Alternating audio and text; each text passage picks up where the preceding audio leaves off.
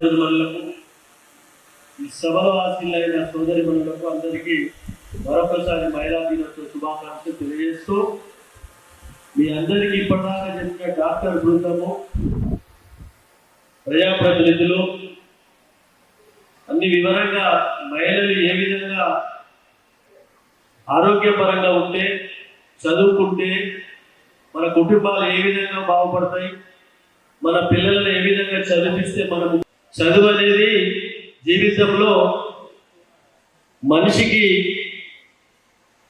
ఎవరు దోచుకొని ఆయుధం అది. దాంతో ఎక్కడైనా ప్రపంచవ్యాప్తంగా ప్రపంచ దినోత్సవం, మహిళా దినోత్సవం చేస్తున్నాడు. ప్రపంచవ్యాప్తంగా ఇక మనం పోవడానికి ఆస్కారం ఉంటుంది. చదువు అలా పనిచేస్తుంది, మామూలు మాట కాదు చదవండి. దాని తర్వాత ఆరోగ్యపరంగా ఆరోగ్యం బాగలేకపోతే మనము కొండంత బంగారం కూడా మనం ఏం చేయలేము.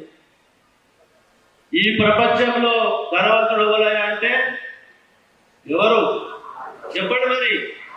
ఆరోగ్యవంతుడే ధనవంతుడు. టాటా బిల్లగాడు ఇలా పేపర్లో అనిల్ అంబానీ ప్రపంచ భిక్షాటన వచ్చింది. ఇలా పేపర్లో ప్రపంచంలోనే అతిపెద్ద ధనవంతుడు ఎవరు? రిలయన్స్ అంబానీ.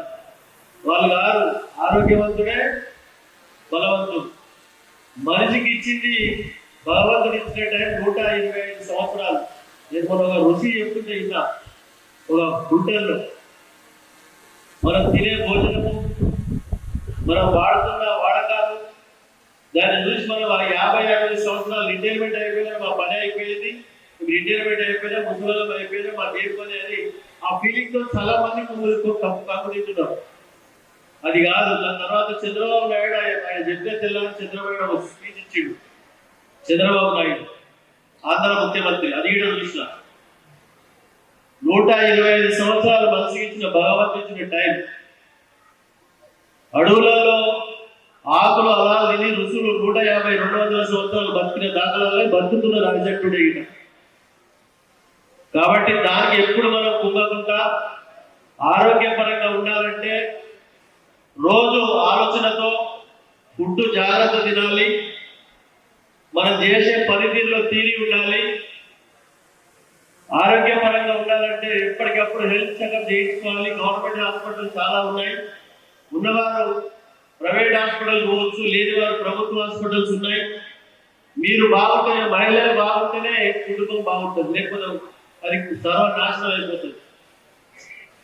కాబట్టి ఆ విధంగా మీరు ఆరోగ్యపరంగా, హెల్త్ పరంగా, చదువు పరంగా, విద్యాపరంగా మీరందరూ మీ కుటుంబాలను బాగుపరుచుకున్న రోజే ఇంతకుముందు మంజులా మేడం గారు చెప్పినట్టు మహిళా దినోత్సవాలు అవసరం ఉన్నాయి. కాబట్టి నేను ఎక్కువ మాట్లాడకుండా మీరు ఇంతకుముందు మా కిరణ్ భాయ్ డాక్టర్ చెప్పినట్టు, వాళ్ళ బృందం చెప్పినట్టు తప్పకుండా మా నియోజకవర్గ స్థాయిలో ఉన్న 12 సంవత్సరాల నుంచి 18 సంవత్సరాల వయసు కలిగిన ఆడపిల్లలకు తప్పకుండా మొన్ననే ప్రభుత్వ ఆసుపత్రుల్లో నేను లాంచింగ్ చేయడం జరిగింది వ్యాక్సిన్. దాన్ని ఎస్ఎస్సి పాఠశాలలో, ఇంటర్మీడియట్, డిగ్రీ అక్కడ క్యాంప్